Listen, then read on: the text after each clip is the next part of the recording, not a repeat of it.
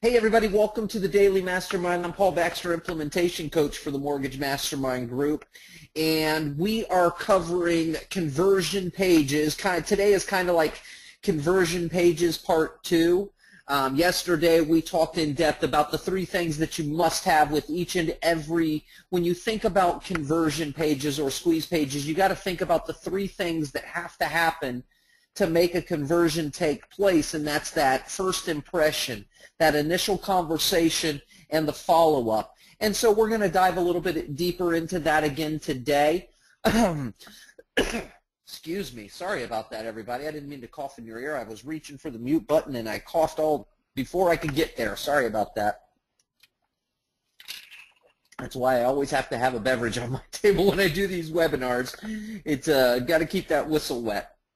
Okay, so yesterday we talked in depth about, the fact that 93% of website visitors, 93% of the people that visit your website by any means, whether they find it organically or they find it based on an ad that you've done, or they type it in physically because somebody told them to go check out www.spurmortgage.com, whatever the case may be, 93% of people that visit your website are not going to take any action step whatsoever on the very first visit. 93%. So you've only got a 7% chance,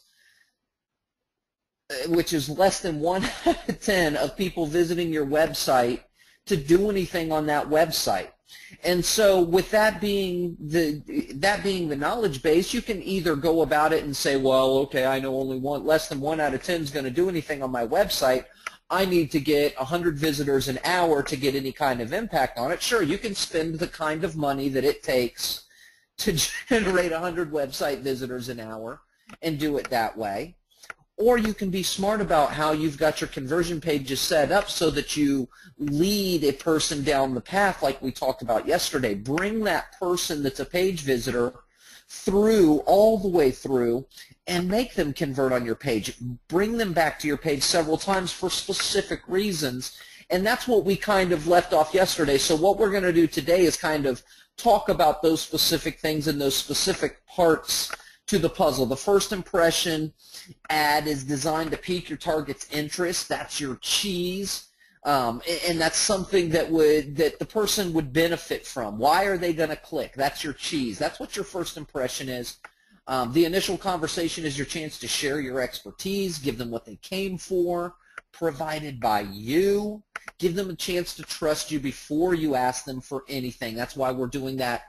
That first impression is what gets them to click, but that initial conversation is that warmer-upper. It's that thing that gets them to trust us. It's our delivery of our brand promise that gives us a chance to get them to know, trust, and like us before we ask them for anything. And then once those who saw the benefit of your cheese and have identified themselves, put a specific offer in front of them that requires that they provide you a way for you to contact them. That's the conversion. That's the squeeze, so to speak, is after you've had that good first impression, which we went over in depth yesterday, setting up that ad so that you can increase those first impressions, how to make sure that you're focused on a niche so that you've got a very specific thing with a very specific benefit that entices those targets to want what you've got. But the initial conversion, the initial conversation, that's really where you've got to focus your efforts and gain that trust. So they've clicked on your ad on Facebook.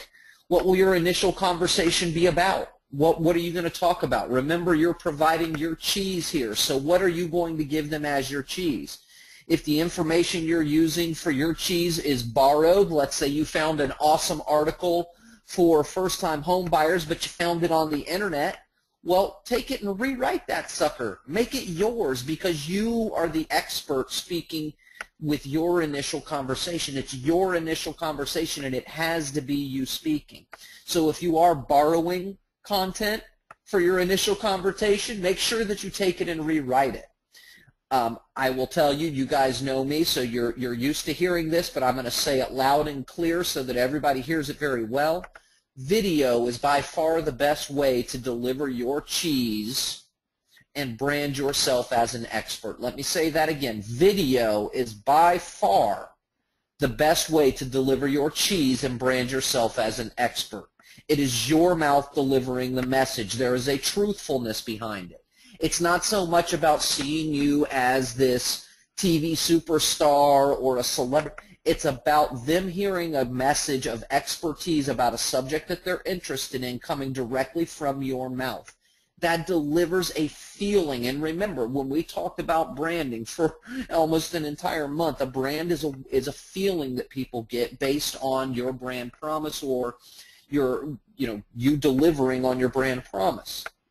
You're trying to create that feeling, and video brings that to the forefront better than anything else you can be doing. But again, if you are going to use other content, put it out there, but it be in your voice. It has to be with your manner of speaking. Don't just say, hey, I found this cool article that I thought you guys would like. That other person is now the expert. You need to be the expert, especially on that initial conversation, because that's what you're trying to use to generate a level of trust and create a feeling that's going to allow them or make them feel compelled to want to speak with you when you ask them for their information later on. Remember, this is all about converting.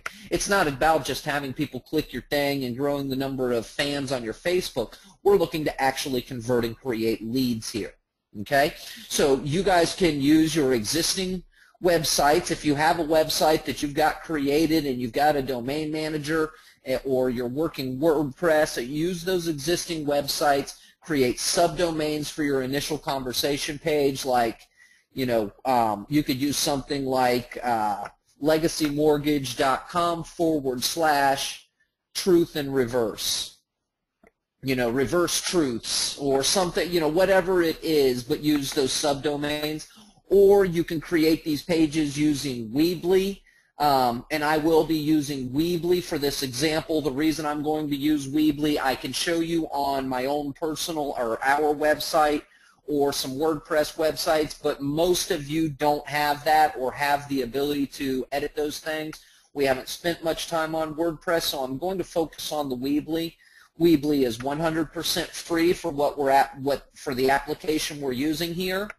Weebly is very easy to create and build within. And Weebly gives you a URL address that instead of it being weebly.com/truth and reverse, it's truthandreverse.com truthandreverse.weebly.com. It puts your domain name first on the free thing, but it also has a direct integration. If you own a domain name, you can really just forward and mask it. Very simple, very clean. So moving forward from this part on, we're going to be focused on how to do this inside of Weebly. Again, if you have your own website, you have the ability to get in there and edit those things. By all means, do the same thing. The concept is still the same. Okay? Weebly just has all the parts that we need for 100% free, so we're going to focus on that. So inside of Weebly, if you do not have a Weebly account yet, most of us, I've got a couple of brand new people with us this week with Harold and Wendy. And Wendy and Harold, if you do not have a Weebly account yet, if you've not set this up before, if you simply go to Weebly.com, sign up free, you put your full name in there, you put your email address, you put your password, and you get started. It literally is that simple. You're not filling out some substantial form. You don't need to verify. It's that simple. That's all you're doing is just setting up your username, password. Once you do that, it also automatically logs you in, and that takes you to the same place that you see here. Now, the only difference will be is that you're not going to have websites that you've already done, so this section for YouTube will be blank, or for any of you others on the call that haven't set this up or have set up a Weebly account and have never created a site on it, this may be blank for you. It doesn't matter. That's okay. Whatever the case is, we're going to go through the setup of a brand new site anyway, so whatever your situation is at this point, we're all starting at the same point now. So what you're going to do is you're simply going to click Add a Site. Now, you can edit a site and create that from here if you want to do it that way, but I'm going to walk us through adding a site. So when I click Add a Site, you're going to start by choosing what type of site you want to have. And for this application, we're going to choose a site. We're not going to do a blog because I'm not going to be doing continuous updating of posts and content and things like that. This is just a simple site, and it's really going to be just one page and a second page that supports or gives me a way to convert. So in essence, bear with me one second.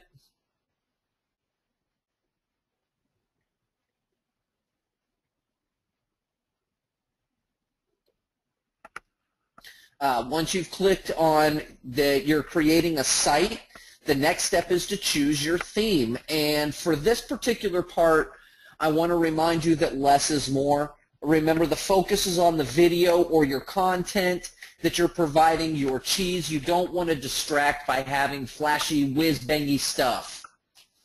Excuse me.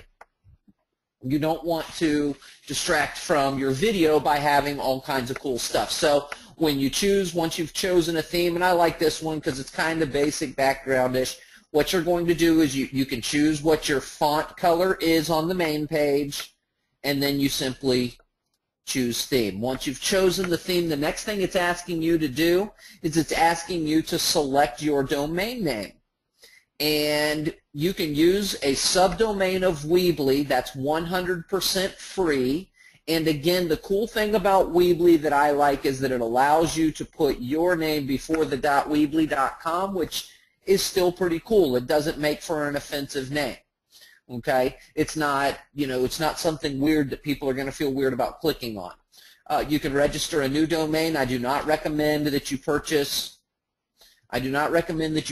domain names from Weebly. If you're going to purchase a domain name, go to GoDaddy and buy it. You'll get it at a much greater discount, and then you can connect a domain name you already own, and it's a walkthrough if you do select to do that. Once you've given it a name, it will tell you if it's available or not. truthforseniors.weebly.com is what I've come up with here because, again, I'm doing my ad, and my conversion page is all about getting reverse mortgage leads, right? So I'm going to click continue here. That brings you into the beginning setup portion of your stage. This is the actual edit piece of Weebly. And in here there's a couple of important things to get to know. The first thing is that all of your elements, all of the things that you can add or take away or use for your Weebly page are right over here on the left-hand side. And then your navigation bar is on the top. The main things that you're going to look at, the only two things you're really ever going to look at, are design, if you ever want to change your theme, and pages. Pages allows you to, we'll go into pages in just a couple of minutes here, because you are going to want to turn off any other pages for this site. You don't want a menu for them to scroll through. You just want this page and that's it. Then you've got your publish button over here. You've got a hamburger menu that is going to allow you to go back and forth to your main console within Weebly, right there. And then this is your view. This is what it looks like on a desktop. This is what it looks like on a cell phone. And you are going to want to check both because it's important to remember you're doing Facebook ads. Probably 80% of the traffic that you get on your ads, or the action steps you get on your ads, will be from a mobile device. And that is proven to be the case, and it is growing and growing more so each and every day. Okay? So the first step that you're going to do is that you're going to change this to a splash page instead of, so on this page, this is nothing but a giant header. This piece right up here is just a big giant header, is that section of the page. I don't want a big giant header. I want it to be a splash page. And what a splash page means is that there's no header, there's no footer. It's just a page with content in the center of it. And I see a question popped up on my comment of splash page. Repeat that. What about a mobile device? So about a mobile device, this button these two buttons right up here, this allows you to view what your page looks like while you're editing it on the desktop. And then the other one, if you click this other option, this is what it looks like on a mobile device. And you are going to want to check that because most of your traffic on a Facebook ad, most of 80% or more, is going to come from mobile newsfeed. That's where most of your people are going to click to your ad and go to watch your video or whatever it is, they're going to take an action step from their mobile phone, and it's growing more and more every day. Okay? So you're going to change to a splash page, which again is nothing but a blank page. There's not a header, there's not a footer. There is still a menu, but there's no header, there's no footer. It's a page with content floating in the center of it. That's what they call a splash page. So to do that, if you hover over that header section, these two options will appear. They don't show up. Notice down here they're not here. They don't show up until you hover over that section. So you're going to click the little edit or the little sprockets, the settings sprockets. That little menu will drop down. You select splash page, and it changes this to a splash page. Now, depending on your theme, you can edit the image. Use one that supports your cheese or your niche, and so I'm in a very coastal area of Florida, and so a scene of people sitting on a beach enjoying a libation, that's good stuff, and I wanted it to appear to be seniors. So to change your image, you click on, again, you hover over that header section and you click on edit image. It's going to pop open this box. There are thousands, let me repeat that, there are thousands of stock images to choose from. You've got active people, which is going to be people on bikes and hiking and fishing and climbing and stuff like that. You got cityscapes, close-ups, lifestyle. So this one, the one that I'm using, is found in lifestyle, and it's these people sitting on the beach, clanking their drinks right here. I know I'm mad at them because it's not springtime yet. It's cold today, and I can't sit on the beach. But I found that one to be real nice. So I liked that one, but when you look at that image close up, it's very bright colored and catches a lot of attention when I just used the stock image by itself. So when I selected the stock image, I softened the image a little bit not to distract from the video. So I went in and I changed the filter, added a little bit of a filter to it so it kind of pulled out, it made it less clear, less glossy. I darkened it by 20% and I blurred it by 20%. To finish my background image so that you can still see that it's a beautiful beach scene, a couple of people enjoying a libation in a beach chair, feet in the sand, but not so clear that people can see. Yeah, I couldn't find any pictures of people freezing up north, and I did look for them because I was trying to make a joke to you, but I could not find any pictures of a couple of people holding hands in the snow. Everybody seemed to be running from the snow or shoveling it with those pictures. I couldn't figure that out myself. All right, so once you've got your background image, the next thing that you're going to do is you're going to embed your video or put in your content. If you're just using some basic content, you can put that in there with the text box, but I'm going to walk you through embedding your video, and you're going to use YouTube to host the video that you embed. And the reason for that is because you can take that little intro video of your content, of your 10 most asked questions for the 10 truths about reverse mortgages, the 10 most frequently asked questions for veterans who are buying a home, what you need to know for first-time home buyer, whatever that video is that's the content of my initial conversation page, I'm going to put that on YouTube, and I'm going to SEO the crap out of it. And we've done a class on that called YouTube for SEO Results, and I'm going to maximize the results for each expertise video that it gives me. So not only am I going to get people that I'm directly bringing them there to watch with my ads, but I'm also going to get some people that find it organically with searches, the people that are searching for reverse mortgage information. Boom, my video comes up in those Google searches. So now I'm maximizing the return on my video making efforts. So on YouTube, you're going to go to your video as if you were watching it, and you're going to select, and I spelled that incorrectly, you're going to select the share option.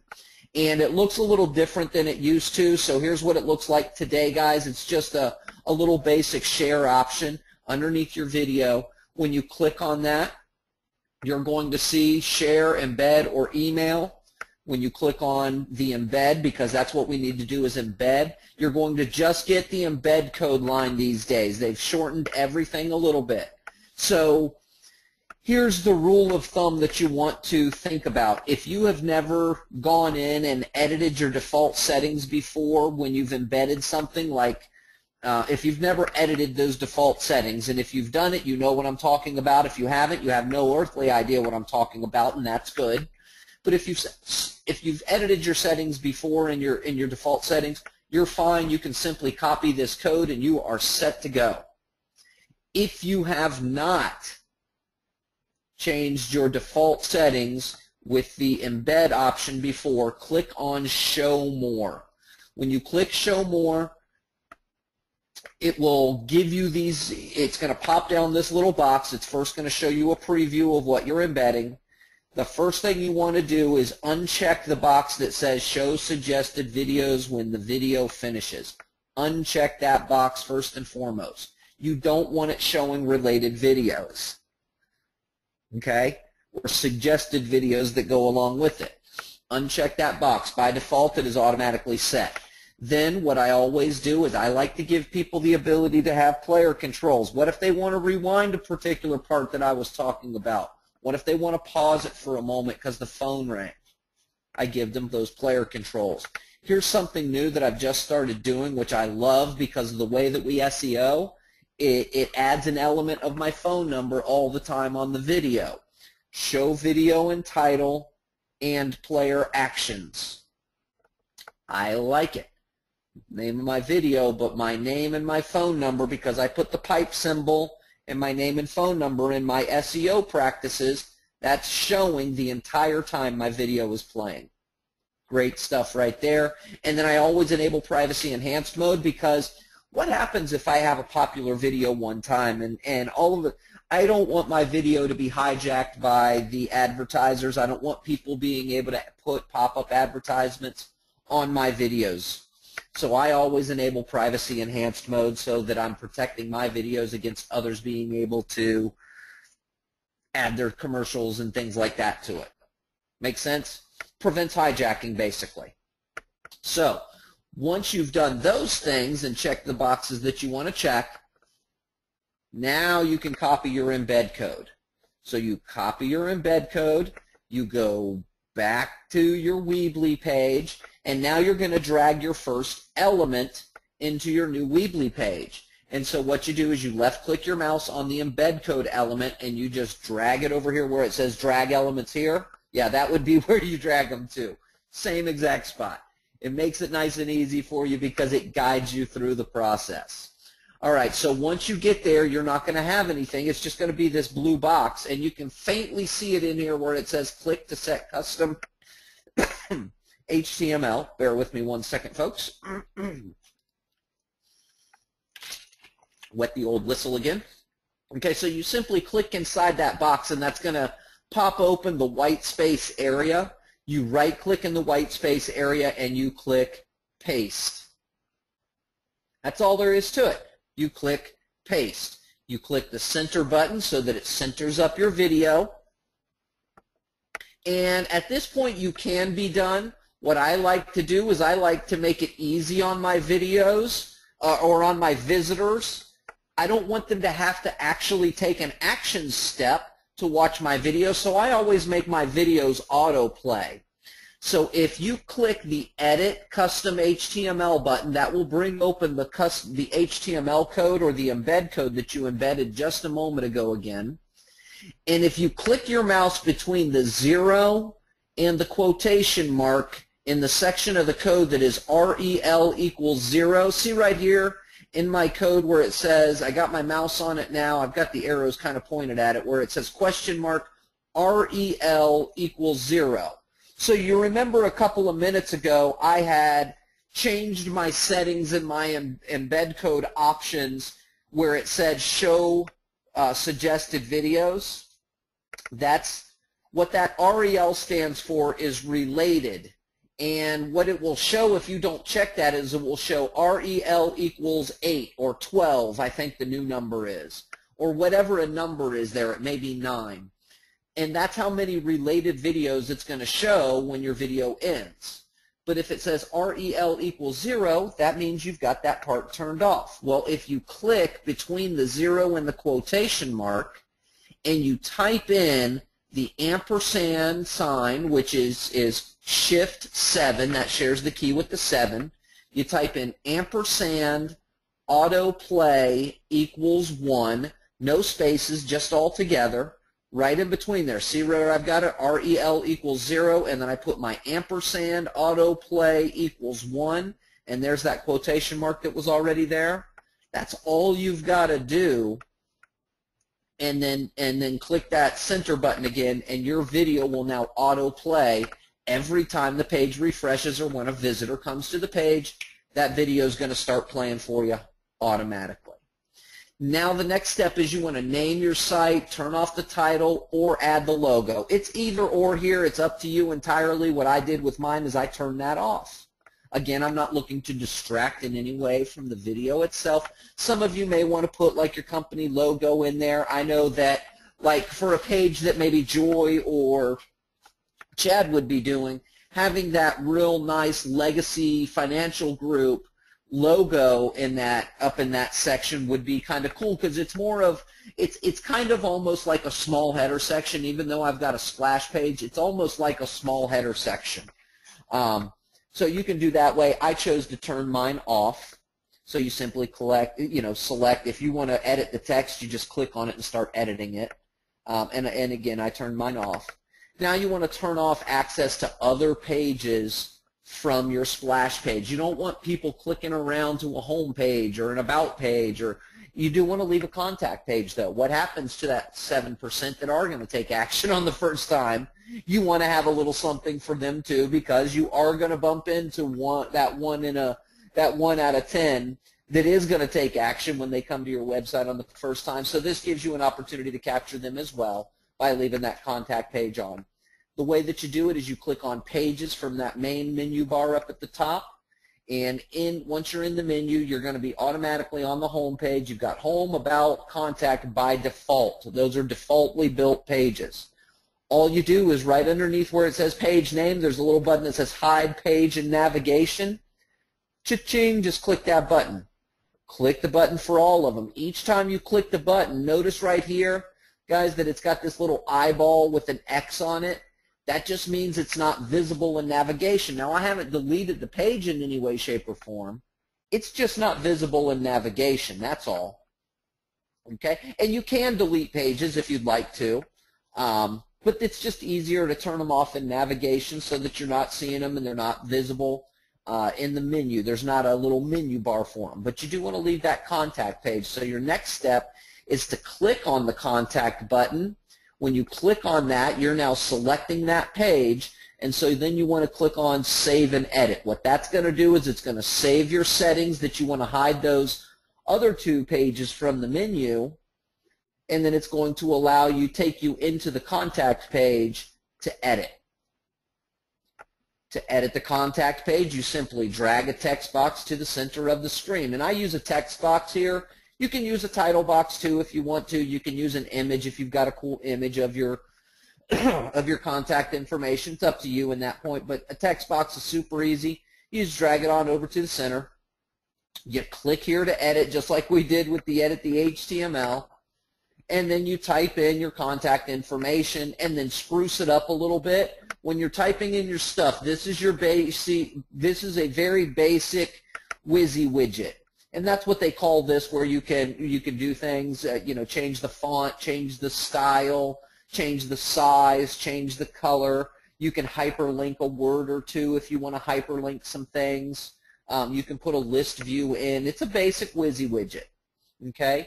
So spruce it up a little bit on this page. Remember, this is just a contact page. It's the only page people are going to see, or only content people are going to see on that actual page. So just kind of make it nice, make it big enough where it kind of makes it look like it's covering the page and everything. And that's what it looks like on mine. The next step is, once you've got your video, you've got your contact page, your initial conversation page is done, and you can now publish that page. When you publish the page, what it's going to do is look, they want to make some money. They're trying to sell a little something, so they're going to reconfirm that you're going with the free website, or, hey, you can buy one from us. See, we could sell you one, or connect your current domain. You simply click Continue in this section, brings you one more time to try and buy a domain name. If you want to buy a domain name, are you sure you don't want to buy a domain name? And all you do at this page is simply close the button. Now to go to your site to get the URL and look at your new site, you simply drop down the little hamburger menu. You click on My Sites. That's up on the top right. When you get to My Sites, you're going to see your new site right there, the one you just built. There's my Truth for Seniors site. All you do is you click on that URL address just below the title, and that's going to bring you to your new site. This is what my page looks like. It's got my seniors in the background enjoying a libation. It's got my video smack dab right in the middle of it playing. If somebody clicks on this little menu right here, all they're going to see is Contact Us. That's the only thing they're going to see right there. And this is my URL address that I can now drive traffic to. I can drive people to my initial conversation page by doing Facebook ads. truthforseniors.weebly.com. That's all there is to it. Notice my video, it's got my phone number right there in it. No matter where, I'm 4 seconds into it and it's already got my phone number right there in it. That would be me, James. That's me in the green shirt. That's my goofy looking butt. All right, so your first impression did the job and got your targets to want the benefit you're offering, right? You did a cool ad on Facebook. You targeted the right people with demographics. You had a really good offer that people would benefit. You wrote it up nice as a post. You did an ad to it, and people clicked on it. Your first impression worked. Boom. Nice. That's getting people to visit your web page. Your initial conversation, it's working. People are loving what you're saying. They're watching your branding. They're enjoying that. They see you as an expert. They get a feeling that they trust you. Not all of them, but a good handful of them. Now you need to convert that into a lead. And for it to be a lead, other than just a mouse click that liked your stuff, you need their contact information, right? That's the next step. We got to get their contact info. So to get their contact info, what you're going to need is you're going to need a conversion page. So far for our conversion page, we've created an awesome ad, a first impression. We've created an initial conversation to gain trust and get them to like us. We're now finally getting to where we're going to create the page that's going to convert that person from a person that knows trust or a person that trusts us, likes us, is interested in us, to becoming an actual lead. This page is the actual form. This is where the form is, and it cannot be a page with nothing on it but a form. You can't do that. You can't just do a form. Nobody's going to fill that out. A short video to support your specific offer or reiterating the need to contact you is going to be by far the very best thing that you can do on this page. You've heard me say it 1,000 times. This right here bears repeating in this particular spot. Video by far delivers your message in a much greater way. There's more believability to it, especially because they're hearing those words coming from your mouth. So make your forms short when you're creating your conversion pages. If people feel like it'll take them a long time to complete, they're just going to avoid it. I know, I will tell you that is the #1 killer for form pages, is asking too many doggone questions. Even if only 2 of the questions are required, if your form looks like there's 20 questions on there, they're not even going to begin filling it out because oh, I don't have time to fill out all this, and move on to the next thing. Short and sweet. You only want a couple of questions. It's important there because you want them to feel like, oh, it will take me nothing. It's no skin to to fill out that little short form. The goal is not to pre-qualify them on the form. You don't need to know how long they've been at their residence. You don't need to know, do they own or rent right now? You need to know what their first name is. You need to know what their last name is. You need to know what their email address is. You need to know what their phone number is. And you need to know nothing more, because it's your follow-up that's going to give you all that other information. Very simple information. So use your new Weebly site to create a new page, but make it so it's not visible on the site. Remember, you want this page to just be all by itself, nothing else. But you can create your form or your actual conversion page on Weebly and make it so that it's not actually visible on the site. We showed you how to do that a moment ago. So you're going to click on the Add button. When you click on Add, it's going to ask you what kind of page you're adding. Again, we're not doing a blog here. We're not trying to get people to do it. We're not doing a store. We're not sending people to external links. We're just doing a regular old standard page. When you do that standard page, you're going to name the page. I recommend when you name your page, do not put spaces in the name, even if it is 2 or 3 words. Notice how I've got reverse checkup, all one word with the R, the C, and the U capitalized. That is purposeful. If you put spaces in your page name, the page's permalink will be truthforseniors.weebly.com/reverse-check-up. Those dashes will mess people up more times than not when trying to go to your web page. Not that very many people are going to do it, but it's a small detail that can make a slight difference in whether or not you're successful in getting people to this page. So anytime you're creating web pages or subdomain names, don't put spaces, because those spaces show up in a web domain as dashes or hyphens. Okay, so I put no spaces there. Reverse checkup. I click the button that says Hide Page and Navigation. Again, I'm running my page. I want it to look more like a splash page on this one. So I did a no header page. And then I'm going to save and exit. Or save and edit, excuse me. Once you save and edit, you've now got your cool stuff. You want to make your page look the way you want your page. Remember a minute ago we talked about having a cool video that supports your form, that drives people, that another reiteration of why they need to fill out your form. So you drag your embed code over to the middle. You go get your embed code from YouTube. Again, you're going to put in your ampersand autoplay =1, center it up so it's right in the middle there. The next step is in the options you have, there's one that says Contact Form. So you're going to drag that contact form underneath your video, and it pops open the contact form. Now it's got some default settings. It's already pretty much set for you when you get there. Now the first thing you're going to want to do is to click Edit. Click here to edit. This is kind of like the title of your form. So you want to just, tell me more about you, tell me who I'm helping, stuff like that. You can leave it blank too, just delete everything. Just leave it a blank empty space. When you click into a blank space inside the blue box, that's why this arrow is pointing to nothing. When you click there, that's going to bring you up all of the options, or form options, view entries. Notice right here is view entries.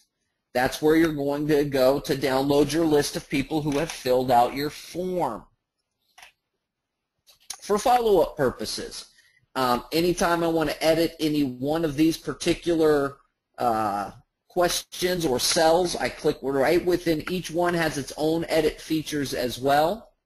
If I want to add additional questions, I simply drag one of the, because we added the form, it now changes all the this to form fields, so I can add in a telephone number by dragging it over. I can bring down a checkbox if I want to add, checkboxes. How long you've been in their home? 1 to 3 years, checkbox. But again, you don't want to overload them with, don't put so many questions on here that people think it's a daunting task to get your doggone form filled out. Less is more in this situation. I got required first and last name, required email, comments. Now I could make that not required, but I could also make it required. It's required to put a comment in there. We may be interested in a reverse mortgage. We heard reverse mortgages, you lose your home. You don't keep your home. Whatever it is that their comment is. Now, One of the things that I do recommend that you do is go into the form options, and in the advanced form options, click on the confirmation and edit your confirmation to be something that supports what you've done. You don't want it to be just, thank you, your information has been submitted. Thank you. We will call you shortly to schedule your reverse mortgage checkup. We look forward to answering all the questions you may have and helping you determine if it is something that may be a good fit for your financial future. That's a confirmation page, boys and girls, so change it up. Make sure you do that. When you're done, make sure you click that Save button, because you won't save any of your changes until you click that Save button. And now your form is right underneath your video. You simply publish the page. And that's it. You now have the steps to set up a good first impression, a good initial conversation, and an awesome conversion page. So now you just have to get that conversion page in front of people who clicked your ad and went to your initial conversation page, right? You just got to get that conversion page to them. But you don't want to have to spend, let's face it, you know, we've talked about it before. If my target audience is, if I'm trying to get 5 people to fill out my form and I've got to target 100,000 people to do so, that's going to be very expensive versus targeting 500 very specific people to get those 5 people to click my ad. People that have already identified themselves with being interested in what I've got, or what my offer is, or what my cheese is. So what we're going to do tomorrow is we're going to talk about the specific way that you're going to target with your conversion page, your actual page with the form on it. You're going to put an ad together that targets only people who have already visited your website. You're not going to have to put a target on there like all the baby boomers within the, you don't want that. That's not what you, nobody will convert. Remember, only 7%, 93% of people that come to your website the first time are not going to convert. But the conversion rates go out of the world as they get subsequent visits. So the people that visited us already one time, we've already got one on the belt. Put a check mark down.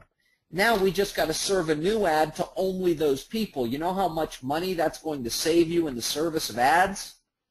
Focusing on only the people who have already clicked your website. Those are the people who are one step closer to converting.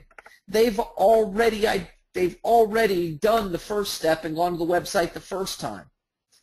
I don't know what the statistics are for second, third, fourth, fifth visits are.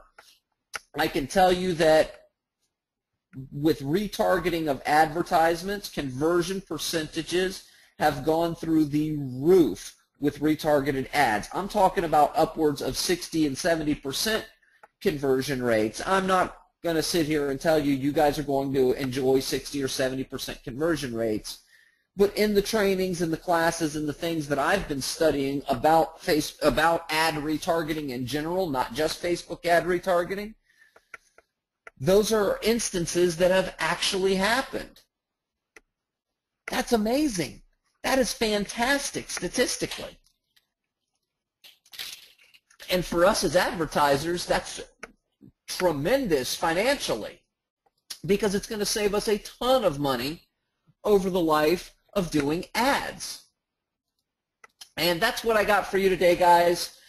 Again, join me tomorrow. We're going to go in depth. Tomorrow is technical as well, so make sure you've got your techie hat on. What we're going to be doing is we're going to be setting up our Facebook retargeting pixels so that we can set up and create a specific offer to people who have raised their hand by going to our website and listening to our initial conversation. They've raised their hand. And we're going to send those people that have raised their hand a very specific offer that entices them to want to give us their information, or wants us to contact them, or wants to schedule an appointment with us, or wants to talk to us about the opportunities that veterans have for buying their first home. So it's going to be some good stuff, guys. Facebook retargeting is awesome stuff. I can't tell you how powerful it is. We've dove into it a little bit before, but we're going to go into it pretty deep tomorrow. So, how long from now will the PowerPoint and recording be available today? What is it listed at? Today's class is going to be listed as conversion pages. Let's see, conversion pages, the setup. That's what we're going to call this one, conversion pages, the setup is what the class will be called. So Chris is writing that down as we're speaking. Conversion pages, the setup. As soon as the class is finished, Chris begins rendering the video. Usually takes about 2 hours before we have it up on the site. But we'll have it up before the end of business today, James, is what we always say. So before the end of business today, James will have that class up. No, the new one, today's class, Chris. He's talking about today's class. We'll call it Conversion Pages Part 2. How about that? Instead of the setup, because I think that's what we called yesterday. So Conversion Pages Part 2 is what we'll call it, and that will be up in a couple hours. So, good stuff, guys. Thank you so much for spending your time with me today. I appreciate each and every one of you. Got a great class planned for us tomorrow.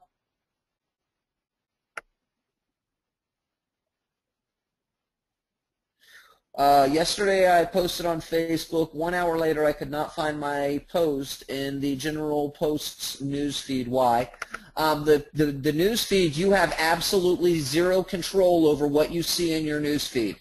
I'm just going to tell you that right here and now. I may see this post from Chris Silvera right now, who is a very good friend of mine. We do a lot of engagement, but once this has gone, I may not see it again for the next who knows how long. Depends on how much engagement actually happens on that particular post and how much engagement happens between me and the person that posted it or the page that posted it. And so posts on Facebook they're based on an algorithm. Everything on Facebook has a number ranking. And Facebook's algorithm is called EdgeRank. Every single thing, every engagement, every connection, every degree of connection, the number of people that person is connected to, the number of pages the person has fans of, everything has a number. And based on a mathematical equation determines what you see in your newsfeed. And so it is not uncommon for you to make a post in your newsfeed, make a post on your page. You see it in your newsfeed 1 minute and then never see it again. How do you increase the ranking for my posts to show to my friends that I have? Post stuff that they're willing to engage with. And it's a slow process. For the first 30, 60, 90 days of a good Facebook strategy, you may post and post and post and get 1 or 2 people click on it and very few see it and not much happen.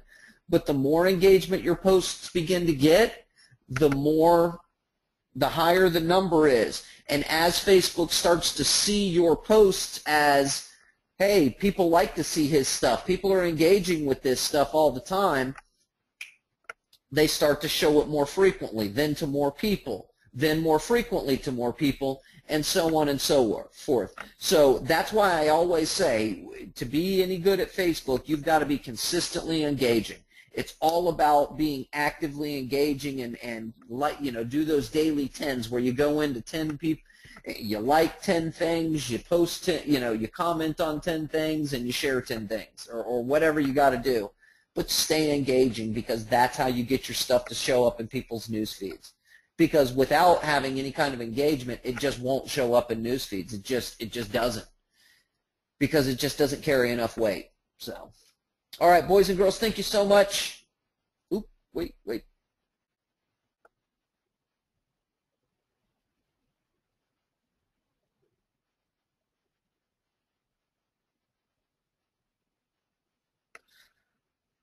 I'm familiar with City Blast, and the thing about that is that's a third-party poster. Now, I've noticed that Hootsuite it's not being hurt on that third-party posting, but I've noticed that the City Blast stuff is not being shown very much at all. So you got to be kind of careful with how much stuff you're actually,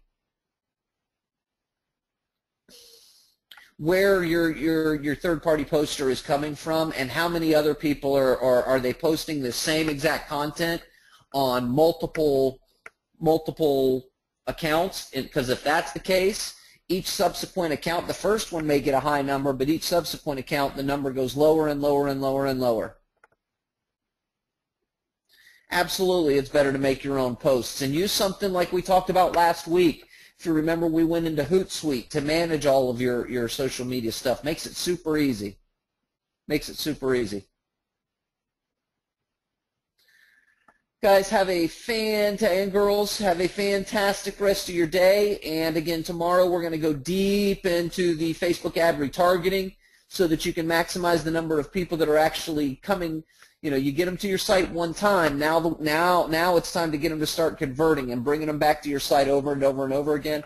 Have a great day today, folks. We will see you right back here, same time, same channel tomorrow. Bye now.